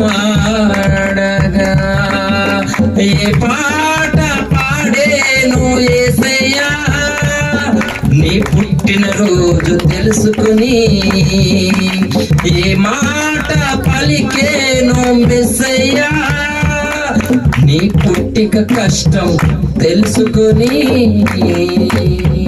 హల్లెలూయా. ఎవరో ఈ పాట రాసినటువంటి భక్తుడు ఎంత అద్భుతంగా రాశాడండి. ఏంటంట, పుట్టినరోజు వచ్చింది, ఇప్పుడు ఒక పాట పాడాలని ఆశపడుతున్నా. కానీ పాట పాడాలనుకున్నటువంటి వ్యక్తికి ఈ పుట్టినటువంటి వ్యక్తి మరణిస్తాడని తెలిసినప్పుడు ఆ పుట్టినరోజులో ఈ వ్యక్తి ఎలాంటి పాట పాడతారు చెప్పండి? చెప్పండి. పెళ్లి పాటల్లో పెళ్లికి పెళ్లి పాటలు వాయించేస్తాం, స్తుతి కోటలో స్తుతి పాటలు, ఇంకా కొన్ని దానికి. ఈ పుట్టినరోజు చేసుకున్నటువంటి అబ్బాయి చచ్చిపోతాడని పాడుతున్న వారికి తెలిసినప్పుడు వాళ్ళు ఎలా పాడతారు చెప్పండి? చెప్పండి. వాళ్ళు గుండె అంత గొంతుక మొత్తం దుఃఖంతో గుండె నిండిపోతుంది. మాటలు వస్తాయా? పాట వస్తుందా? ఒకవేళ పాడాలనుకుంటే ఎలాంటి పాట పాడతారు? తార వెలిసింది అనింగిలో పాడతారా? పాడలేరు. ఎందుకు?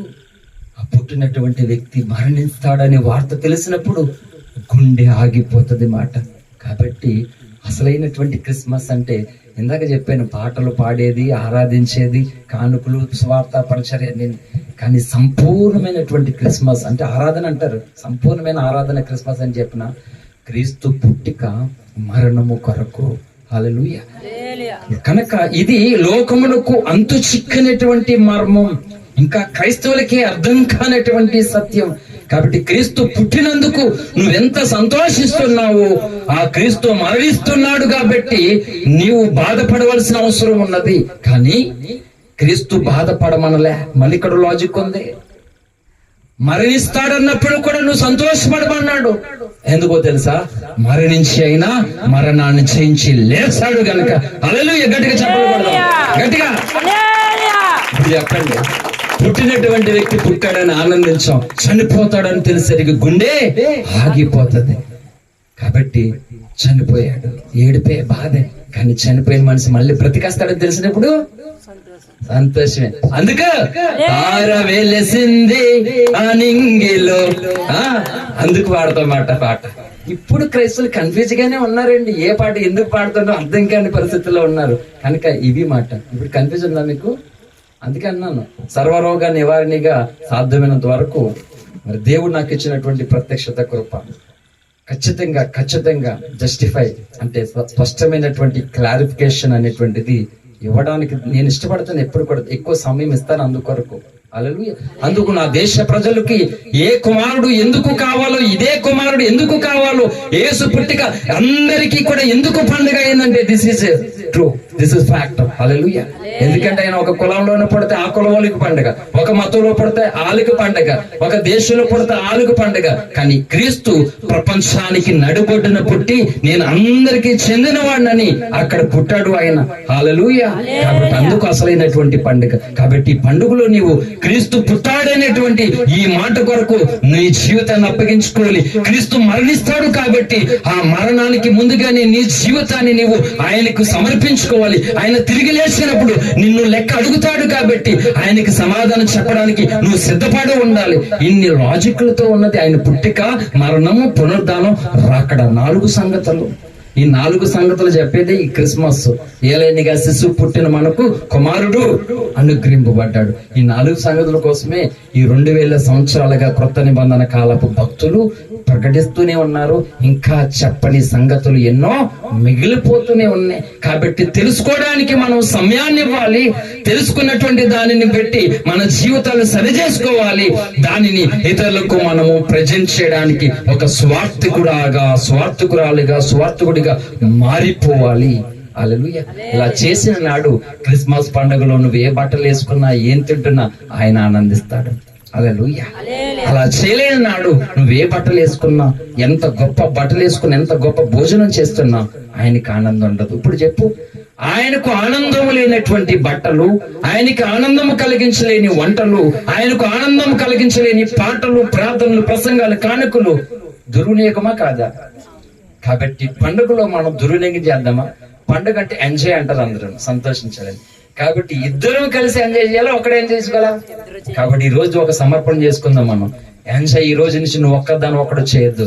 యేసయ్యా నువ్వు నేను ఇద్దరు కలిపి ఎంజాయ్ చేద్దాం. కాబట్టి ఇక రోజు నుంచి నా వల్ల నీకు గాయాలు కానివ్వను, నన్ను బట్టి నీకు ఇబ్బంది దుఃఖము కలిగించినసయ్యా, నా జీవితం ద్వారా నువ్వు నవ్వాలి, నువ్వు సంతోషపడాలి, నువ్వు ఆనందపడాలి.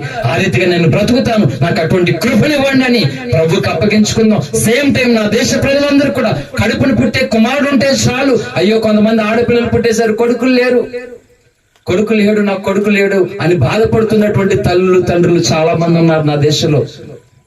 My dear brothers and sister, good news. అసలైనటువంటి కొడుకు దేవుడు కుమారుడు ఈ లోకంలో పుట్టాడు. ఆయనను హృదయంలో చేర్చుకుంటే ఆ కొడుకే నరకము తప్పించి మోక్షానికి తీసుకెళ్తాడు. ఇవి నమ్మకమైన మాటలు, ఇవి సత్యమైనటువంటి మాటలు. ఎవరైతే ఈ సత్యాన్ని రాత్రి తెలుసుకుంటారో, జ్ఞానిస్తారో, ఈ సత్యము మాకు కావాలని సత్యము అన్వేషిస్తారో, సత్యము కొరకు వాళ్ళు బ్రతకడానికి ఇష్టపడతారో, సత్యము వారి జీవితంలో ఉండడానికి వారు అంగీకరించి ఇష్టపడి వారు చేర్చుకుంటారో, ఆ సత్యం వాళ్ళని స్వతంత్రంగా చేస్తుంది. ఆ సత్యం వాళ్ళని సత్యలోకాలకి నడిపిస్తుంది. అట్టి ధన్యత దేశ ప్రజలకు, ఇక్కడ ఉన్నటువంటి ప్రజలకు దేవుడు అనుగ్రహించి సత్యలోకమునకు నడిపించును గాక. ఆమేన్, ఆమేన్, ఆమేన్. Thank you. అందరికి వందనాలు. అందరూ అలా చిన్నగా మోకరించండి, చిన్న ప్రార్థన చేసుకుందాం. Thank you Jesus.